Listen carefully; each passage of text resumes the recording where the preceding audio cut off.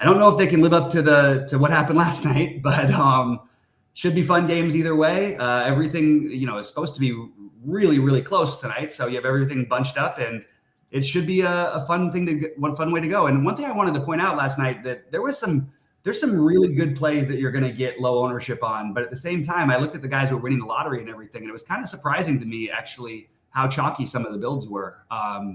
It just sort of was interesting. It was a little different construction, and that's sort of what won for the guy. But just wanted to throw that out there, that I think that there's still value to be found in hidden places. It's just a question of finding the right ones. And I'm going to try not to be so stubborn and have to play somebody at less than 5% ownership.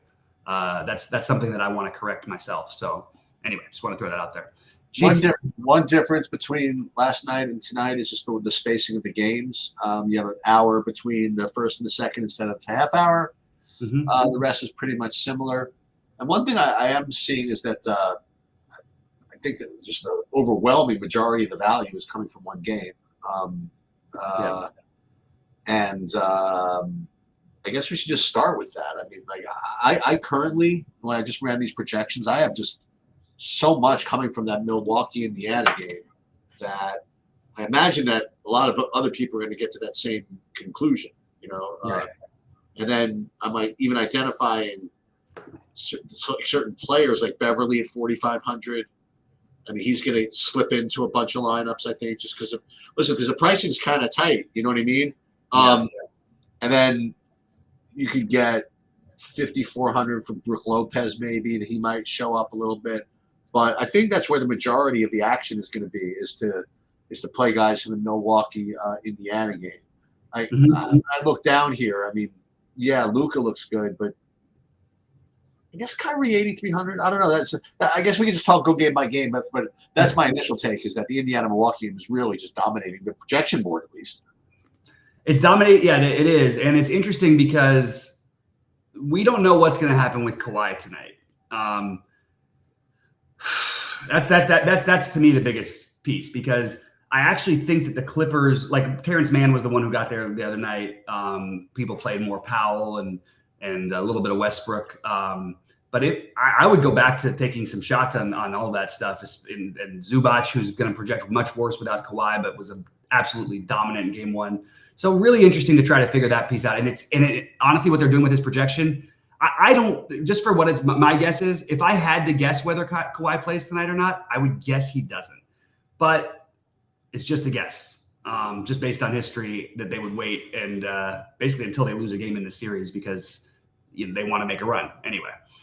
So pretty amazing. What a terrible job Dallas. I mean, they have a golden opportunity. You know what I mean? Like, to take the home court back with Kawhi out. You know what I mean? They just weren't competitive, right? I mean, like, they just got blown out. They got blown out until they made a run late, and Luka and Kyrie got really hot late. But it was the Clippers. One thing is, like, they're really deep. They can afford to lose somebody more than most of these teams can.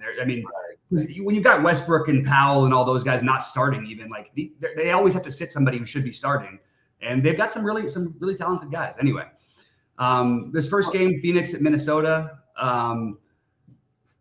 Cheats, what are your thoughts here? I mean, it's 2-11. Yeah. I guess Beal showing up is okay at 6,400. I mean, Booker, in a vacuum, is cheap at 8,400.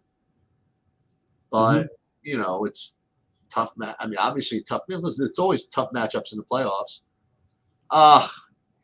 Anthony Edwards, you know what I mean? Like, he 8,900 is relatively cheap, but it's going to be probably a lower scoring game than they're used to. Like, all these guys.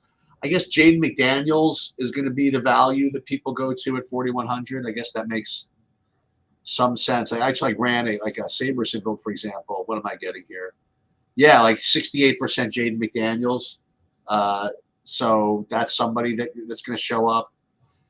But again, it's Gobert, I guess. Yeah, though he's the one that's actually showing up for me quite a bit. So Gobert, I'd be getting 80% of, actually, when I run these builds. So McDaniels and Gobert, and almost, I mean, Royce O'Neal is like the first guy I get to from Phoenix, and he's only getting like 20% of that. So what do you think of this game?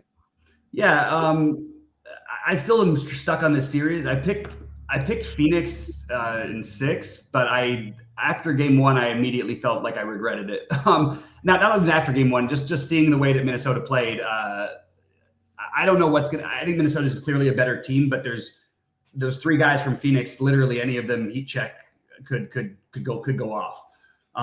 So on the Phoenix side, I have Beal actually as a priority play. I think the price is a little too low. And I think that he ends up with Jaden McDaniels is one of the best perimeter defenders in the NBA. He'll spend the whole time on Booker or Durant. And I just don't think – I think Beal ends up with the best matchup. They've had the ball in his hands more. You can look at his game log. He's been consistently outproducing it. He didn't have a great first game, but I'm not worried about that. I have Beal as a pretty strong play here. Royce O'Neal, I like the value. He's part of the value that I'm going to be using today. And those are my main pieces here. I think there's an argument you could make for a low-owned Nurkic. It's just not one that if he was like 5,500 maybe, because they don't really have other bigs and you're playing 2 bigs, but they don't really want it. So Phoenix tried to go small. It didn't really work. I'm just curious. There's a way that Nurkic minutes could go up tonight. Just wanted to throw that out there. But as of right now, that's how I've got it ranked. Beal, Booker, and KD on the fringe, and then Royce O'Neal as a good value piece. On the Minnesota side, I think Anthony Edwards is far too cheap for what the actual role is for what he has now. I think that, I know it sounds weird, but I guess everybody's too cheap, but I expect him to be closer to 50 more often than I do for him to be now. I would say, I don't know if I want to make this rule, but I'm definitely considered having Edwards or Cat in every lineup because I really like Cat as a low owned play here. And he can get it going. If it's not going Edwards, if it's not the Edwards direction, it could be the Cat game. He only played 26 minutes in the last one, but was on a really good pace to have a big game. So I think those 2 are really interesting. Gobert, I think is definitely a decent play. I worry about him in general. That again, we've seen this happen his whole career pretty much, and this is why I'll never consider him to be one of the best defenders or the best defender in the league. You can't get played, and they played him in the last game. But if Phoenix goes small and it works, it's going to be hard for Gobert to stay on the court and have much of an impact, even if he does. So that's my one fear for Gobert. But that's how I have it ranked. I have it Edwards, Towns, then Gobert, with the note that I like the Jaden McDaniels value, and he's probably the one I end up using the most here, along with Royce O'Neal. But definitely, I think this game could be an interesting game to target just because the pricing it's very, let's just say it's reasonable. If you're not playing Jaden McDaniels, and by the way, Jaden McDaniels is going to frustrate everybody. He might play 30 minutes and have 10 fantasy points. He's there to play defense, not really do much else. So you might want to maybe take a little bit of more of a gamble on Naz Reid, who has certainly a much higher ceiling, but obviously a lower floor. With respect to using Saberson for a slate like this, I wouldn't make too many flat out rules. It's only a 3-game slate. I mean, if you're getting 5 from one team, I probably wouldn't do that.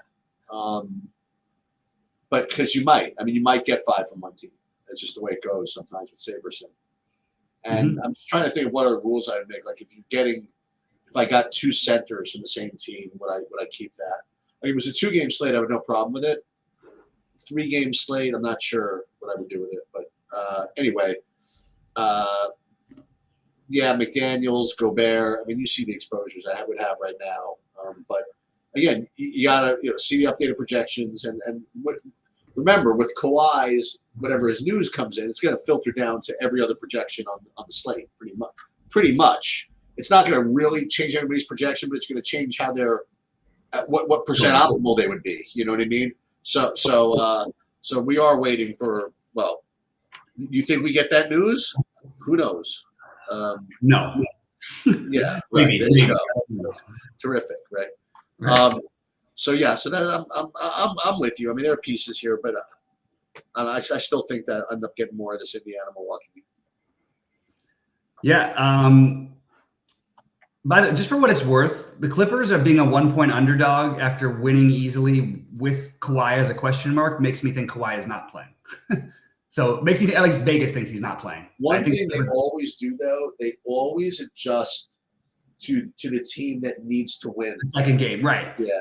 But the Mavs were favored in the first game too. But I'm just saying in general, though. You know, they always the spread always kind of gives a little bump to the team that needs to win. Absolutely right. Yeah, you're right. But I just think that the Kawhi thing could have something to do with it. But I think if he was playing, I think the spread would shift a couple points.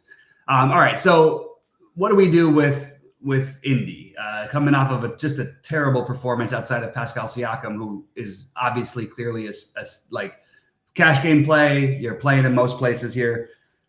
I think Halliburton's going to be lower owned than the projections have him. He's been not the same guy since the injury. I think you're going to hear a lot of things about how he came back because he wanted to make all the teams. It's something to consider. I don't know if I can pull the trigger, to be honest with you today. Something's off, and their offense is running a lot more through Siakam, to be honest with you. So I'm not as into that. I think Miles Turner is an interesting play at 6,400. I think Aaron Nesmith is going to play the minutes, but can be very frustrating to try and get production from. And then I think Obi Toppin as a potential value is probably, you don't get that many 3K guys that could easily play themselves into more minutes. Only played 13 in the last game. Didn't shoot the ball well. Missed all of his threes, I believe. And I could see him playing more. Of all the Indy possibilities, all of the weird part is Obi Toppin is on like every one of their best lineups for the season. So I have a feeling he'll end up playing more at some point during the playoffs. And I don't know if that's going to be tonight. But I don't mind that. I like to take a shot on that 3,400 price tag of Obi Toppin. But right now, Siakam is the priority. I am just going to go out and say that I don't care what happened with Damian Lillard in the second half. I'm just going to keep playing Lillard, and I'll keep playing Portis, and I'll keep playing some Middleton. I'm going to have probably two of those guys in a good portion of my lineups. And then you get Beverly with the value. So there's a lot to like here on this side. And then the question is, do you want to do the Brook Lopez thing? The matchup doesn't really suit him, but they're playing at home and they can sort of dictate some of the matchup. So I have it Lillard, then Portis, and then Beverly in terms of the guys I'm going to play the most, then Middleton, then Lopez. If you wanted to take a gamble, Malik Beasley and Pat Connaughton are the other two that you're going to look out for. I would lean Beasley, but have no issue if you wanted to go Connaughton. So there's a lot of potential value. I don't know how much, some of it's going to completely disappear. Jay Crowder might end up getting those minutes instead. But I think that, Beverly, I feel comfortable with the minutes. I feel comfortable with Lillard. I feel comfortable with Portis. Middleton looked awesome, but I still prefer the other guys a little bit more. And then Lopez. This is the game I think you're getting most of your plays from, at least as of right now. The difference is what happens if Kawhi is out? How does that change the builds? And I think that's an interesting thing to touch on in this last game. So I think for the Milwaukee side, as you might have seen, I'm getting a ton of Patrick Beverly, and I have to decide whether that's what I want to do. I'd be getting anywhere between 70% and I wouldn't know if I get 100, but I get a bunch of it just because of his projection, and then it's only 4,500. What else can I say? And the other guys you mentioned certainly all make sense, like Portis and Lillard and Middleton. The one guy that I would mention, and by the way, I'm going to talk about Indiana now. Like Siakam, I definitely think a great play. I didn't think that the Obi Toppin play. I think that's a pretty cool way to go. It's not going to project all that well. No, I don't think he's going to get a lot of ownership. And again, if the game script plays the way it could for him, I think you'll be happy that you played him at that price. Let's put it that way. Right. The other one that I'm always a sucker for, the only one you didn't mention was TJ McConnell. So when he gets going, he can, he could put up 40 fantasy points, if he gets it going. And they'll leave him in the game more if he gets it going, and he puts himself in a position to get it going. He doesn't always work out, but I think on a 2-3 game slate, I would definitely like to play him. Mm-hmm. So though the game is going to get like a whole bunch of action. I'll have 3-4s. I'll have all kinds of game stacks in this game, and unfortunately, that's probably what a lot of people are going to do. Mm-hmm. So maybe forcing in some of the Obi Toppin or something like that, or maybe the other one you mentioned, the kind of the hoodoo play from Milwaukee, the Malik Beasley, maybe something like that makes some sense. Mm-hmm. Yeah, I think it does. And I think it's interesting that I'm going to be overweight this last game for sure, because that's just where people are not going to go. What do you like here, if anything? Well, I like Luca, and I'm getting to him. I'm getting like 40% of him. Like with that, with the values that I had mentioned, like the McDanielses and the Beverleys, and boy, God forbid you play Toppin. For example, I mean, you could really slide Luca in like really, really easily. So I like that. And guys, I'm getting now again. Listen, guys, it depends on Kawhi, whatever. But Terrence Mann at 4,100, again, more value. I'm getting a good 25% of him. Go right back to Zubac again, 5,800. Oh, here's one. So he's a center and Lively's a center. Maybe I wouldn't play the two of them together. And I get some PJ Washington, I suppose. But yeah, I think you can play Luca, and then you're just kind of, that's pretty much all. I think that's pretty much all I'm playing from Dallas. I don't think I'm going to do the Lively. Oh, so I was saying Zubac. No, Zubac Lively not on the same team. Sorry. So I don't know if I play Lively, but I think Luca is the only guy I really get to on Dallas, and the guys I mentioned, the Clippers, Mann, Zubac, and we have to see what happens with Kawhi.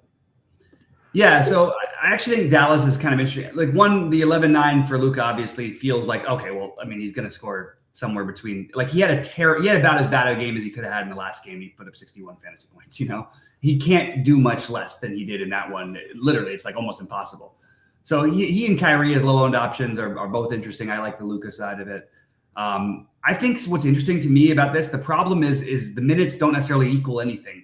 But Maxi Kleber was the guy where they played during the comeback run, and I think is a guy they're going to look to more in this series. It's a really unfortunate thing what happened. I mean, it's first of all, Lively's 20 years old. It's his first playoffs, and then his mom passed away right before the playoffs. Like, I don't know exactly where his head's at, and I'm wondering if those minutes are going to get whittled away from him. At the same time, at 3,800, he's the kind of guy who could break it for you from a DFS perspective. I've also heard a lot of things about Josh Green getting a lot more minutes tonight and Dante Exum. I don't know how that's all possible, but I know that Dallas wants to make some things, and I'm just throwing out what I've heard from speculation stuff. I'm not playing those guys right now, but I just don't be surprised if you see a few more minutes from them because they really didn't like the way that they looked with the Hardaway stuff and some of the other lineups they had. So Dallas is still a big question mark for me, and that really is gonna, I'm gonna play the Kawhis out. If you get an angle to take in the playoffs and you don't have news yet, if we don't have news, I'm going to take the angle of playing one of Harden or Paul George in all my lineups. And I just think that's it. As simple as that. I don't really have to think about it. I think that they're both tremendous plays. One of them will inevitably get there without Kawhi. I actually like Paul George better in this game than I did last time it was the Harden game. I like Paul George better. And I'm going to go further. I'm going to play a low-owned Russell Westbrook, who may not end up being low-owned. I'll play a low-owned Norman Powell, and I'll play, regardless of whether Kawhi plays or not, 4,100 Terrence Mann. I think that's the other value piece you look at. Because you have Mann, McDaniels, and Royce O'Neal, who sort of make all the builds of spending up work. Those 4K-ish guys are the natural way I think you should be building where you're trying to, use some of that value. I love... Like Zubac was awesome. I mean, the thing that I'm wondering is like, I do think it highly relates to Kawhi, but it's interesting because you look at these games that he had down the stretch and you look at his projection and pretending that Kawhi was out. Even when we knew Kawhi was out in the last game, he was projected for like 27 fantasy points. This guy's been like around 35 to 45 every game, basically, while Kawhi's been gone. And I don't see any reason why to stop playing him, especially at 5,800. So I like the Zubac. I am going to, again, like I said, pretend that Kawhi is not going to play.